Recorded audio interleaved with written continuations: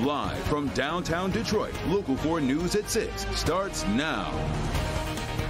The roads in one Wayne County community so bad, dozens of people reaching out to Help Me Hank about this. Look at all of these potholes. Many shared their serious concerns with Help Me Hank during a recent meetup there in Belleville. Glad you're with us for Local 4 News at 6. I'm Devin Skillion. I'm Kimberly Gill. Hank is meeting with state leaders, the county, and those affected to see how he can help. Consumer investigator Hank Winchester is live in Trenton. Hank, you're getting answers from city officials. Yeah, we're working on it right now, and I'll tell you, it's not just Belleville, it's a lot of those smaller communities, the outlying areas of Wayne County, all dealing with the same issue. As you will see, these roads, well, they're in horrible shape. You can see the obvious problem. Craters all over these rural roads near Belleville. And take a look at this video, an ambulance having to dodge those holes in the road, working to get to someone in need. What is happening here in this area is a big concern for the people in this community.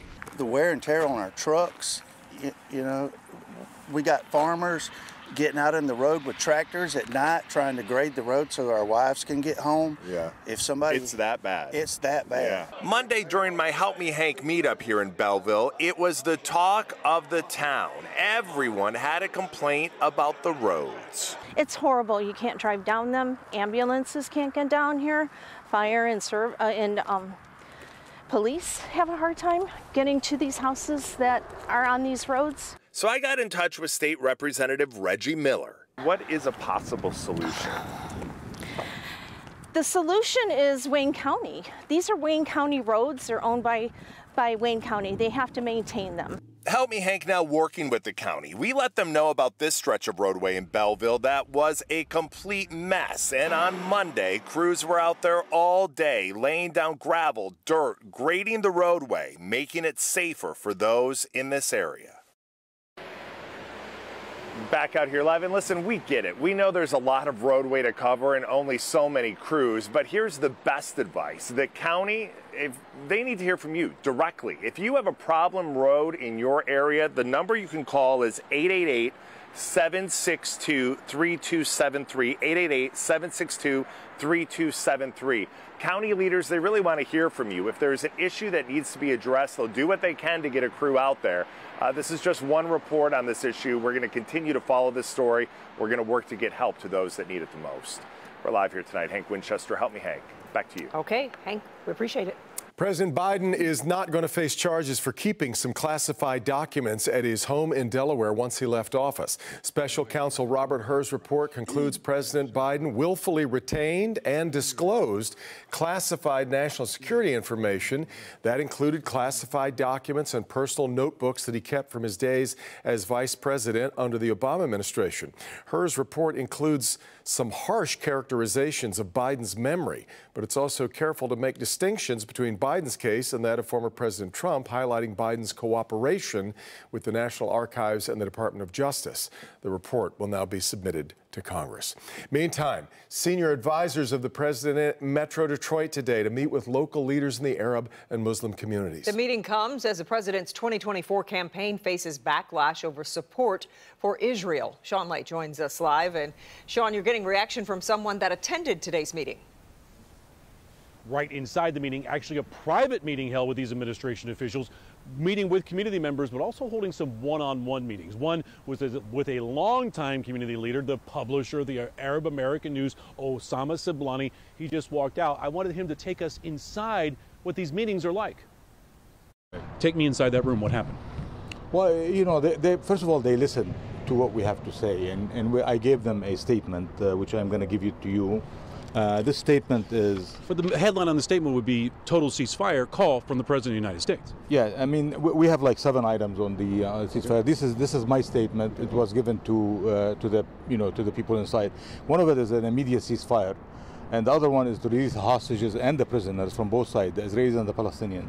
Longtime community leader and community voice Osama Siblani just came out of his private meeting with Biden administration officials who flew to Dearborn today after weeks of protests against the president here locally, demanding that the president call for a complete ceasefire in the Israeli-Hamas conflict in Gaza.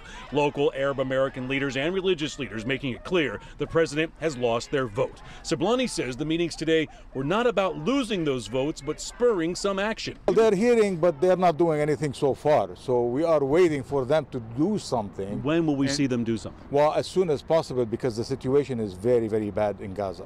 I can tell you on this, unless we have a permanent ceasefire and a solution to the people in Gaza, immediate solution, Joe Biden will not get our votes.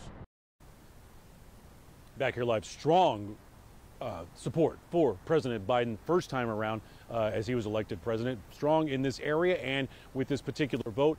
However, some people, community leaders invited, Dearborn Heights Mayor was invited to these meetings, said no. A local imam with a big presence locally was invited, said no, and no follow-up meeting scheduled at this point. To see what happens going forward. We're live in Dearborn tonight. Sean Lay, Local 4. Okay, we'll keep following it. Sean, we appreciate it. Today, a group of Detroit high school seniors got their shot at $100,000 in scholarships from the Detroit Pistons Foundation.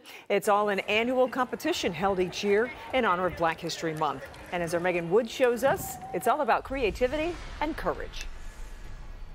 We're inside the DIA for the Pistons' annual Black History Scholarship event, and behind these theater doors are a handful of Detroit students who are receiving some life-changing news.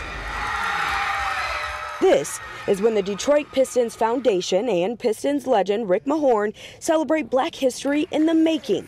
This year's theme is Embody Black Excellence. What's the best way to celebrate Black History Month is when you have an opportunity to make sure that you can pass on something beneficial for some of these students. With $100,000 in scholarships up for grabs, seniors from 10 Detroit high schools compete in either a poetry slam. It's more than its color, it's praising for. Or poster contest. This time around, a bright light is missing. Another Pistons fan favorite, Earl Cureton, who would judge the competition, unexpectedly passed away Monday. He's from Detroit. He knows what this is about. He knows how people live in Detroit and how accessible and not accessible for young kids to pursue a college degree or just to continue their education. His work won't be forgotten. The foundation renamed the grand prize poster winner in Earl Cureton's honor, and Leah Vaughn is that winner. I've seen the pictures, I've heard about him from the MC, and he just is an amazing, wonderful person. The $20,000 she won will go a long way. We're not very rich, we're not very poor. We don't do many vacations. My mom is a single mother. She has all adopted children, including me, so she rarely struggles with money. See your eyes watering. Why is this so emotional for you? Because I never thought that with my art I would win something like this. I've always thought of my art like a little bit of a hobby. If you want to take a look at some of this incredible poster artwork yourself, scan the QR code and it'll take you right to it. And when you talk about going for it, these students embody just that. In Detroit, I'm Megan Woods, Local 4. Really do, Megan. We appreciate that. And by the way, Leo says she plans to go to MSU to study nursing or engineering. Nice. Today, the Detroit Medical Center held a ribbon-cutting ceremony for a new $2.5 million state-of-the-art hybrid catheterization lab. The lab will offer new cutting-edge technology for the treatment of people with heart disease and other cardiovascular conditions, part of a $4.1 million investment in cardiac care for patients in Southeast Michigan. As we know, technology is evolving all the time, and this is very important for both delivering the best technology to the patient and therapy, but also safety for the patient and the staff. The ribbon cutting of the Detroit procedure area comes on the heels of the opening of an equally advanced $1.7 million hybrid catheterization lab at DMC Huron Valley Sinai Hospital in Commerce Township. That happened back in November. All right, this is so fun. We've been looking forward to talking about the weather. What a day in the D. Look at this. The Detroit skyline for our Windsor Sky Cam. I hope you got a chance to get outside today. Oh, it was absolutely gorgeous. The birds chirping, sun shining, close to 60 degrees. I guess even touching 60 degrees in some places. Let's get over to Ron Hilliard. He's in for Kim Adams tonight.